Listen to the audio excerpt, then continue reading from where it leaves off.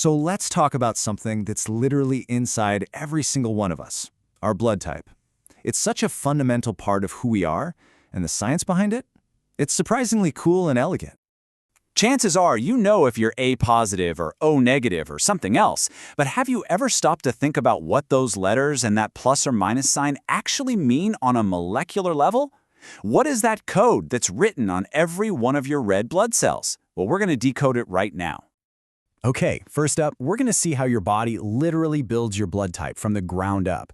The best way to think about it is like constructing a building. It all has to start with a really solid foundation. And that foundation, for our blood, is a molecule called the H antigen.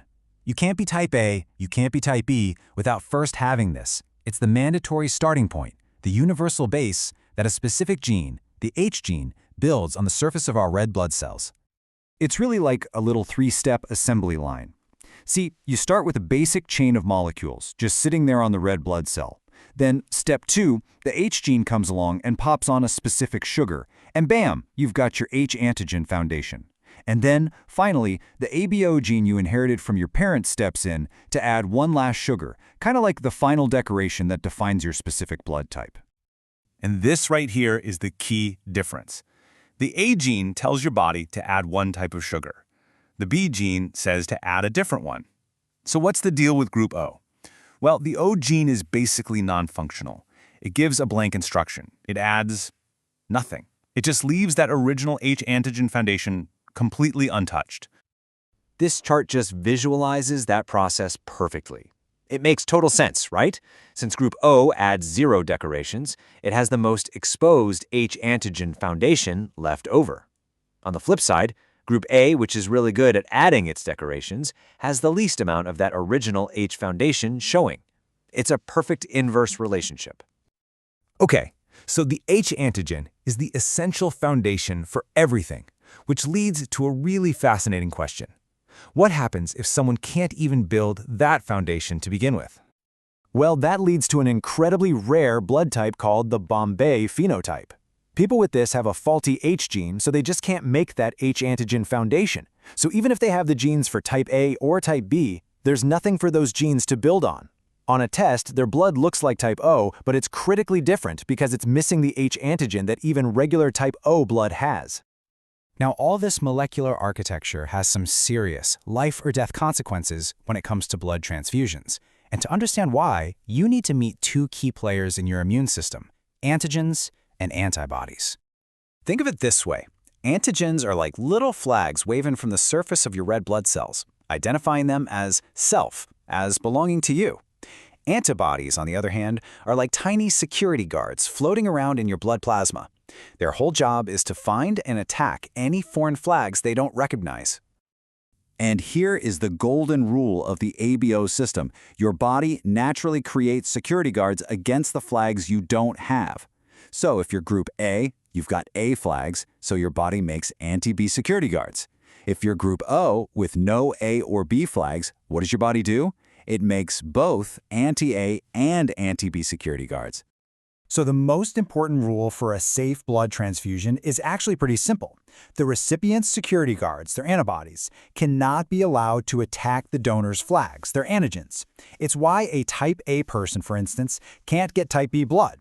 Their anti-B security guards would immediately go on the attack. But A, B, and O, that's only half the story. There's still that little plus or minus sign next to your blood type, and that comes from the second most important system out there, the Rh factor. That plus or minus sign really comes down to one single flag, the D antigen. It's actually super simple. If that D antigen flag is there on your red blood cells, you are Rh positive. If it's missing, you're Rh negative. That's it. But here's the twist. The security guards for the Rh system work a bit differently. Unlike your ABO antibodies, you are not born with them. Rh antibodies are exposure requiring. What that means is an Rh negative person will only develop those anti-D security guards after they've been exposed to Rh positive blood. That could be from a transfusion or, critically, during a pregnancy. And that difference is absolutely crucial.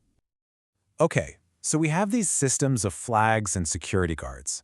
Now let's bring it all together and see why getting this tiny molecular code right isn't just an academic exercise, It is truly a matter of life and death.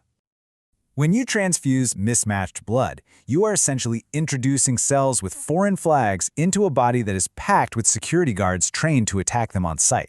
The result is a crazy, violent immune response called a hemolytic reaction, where those newly transfused red blood cells are hunted down and destroyed.